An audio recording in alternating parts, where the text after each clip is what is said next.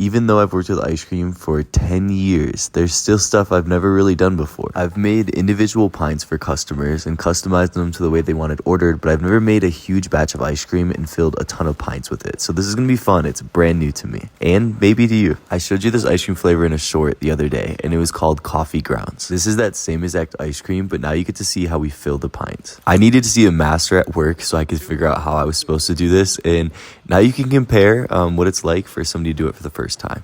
I kind of do bad, if you can't tell. Before you go telling me that I actually did great or something, let me explain what I was doing wrong. I was not adding enough ice cream. If you saw his scoops, he had big heaping scoops, and I was doing flat scoops, so that was my first mistake. I should have paid more attention to how he did it. The second mistake that I noticed is that he had a nice wrist motion to it to make sure that there was none that got on the side.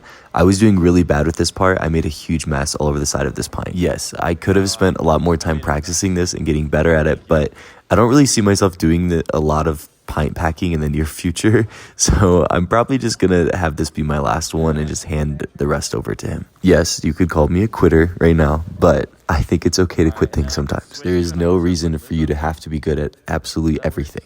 You can be bad at some things, and that's okay. For example, now I know I'm bad at packing pints with freshly made ice cream. Could I have practiced and done this 50 more times today and got a lot better? Yes. Do I need to do that? No, because when will I do this again? Probably not for a long time. But we did learn a lot. I learned what I did wrong and I learned what I did right. So if I did want to try it again and I did want to practice at it, I know the things that I need to improve on. So in my book, we still had a win today because we still learned something. Now I'm going to let the expert get back to work. Watch how fast and efficient this man fills all of these pints. In the meantime, we're going to take on a much simpler task by just putting lids and stickers on top. When I posted my short about storing the ice cream in these pints upside down when they freeze to help prevent frost from forming on top, a lot of people were saying it was a way to scam people out of completely filling the pint.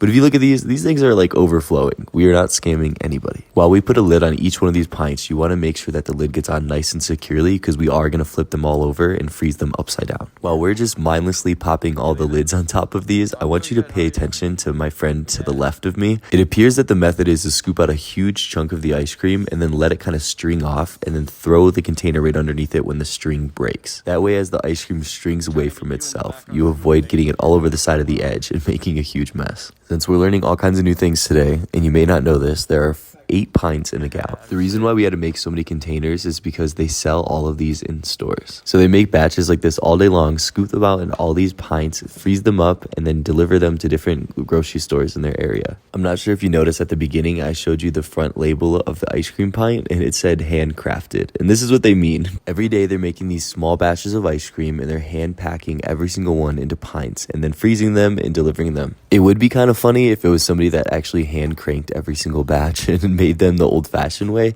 but thankfully nowadays we have these nice beautiful machines that make it so much easier on us. I've shown you my family's over 100-year-old recipe, and that's how they used to make it back in the day.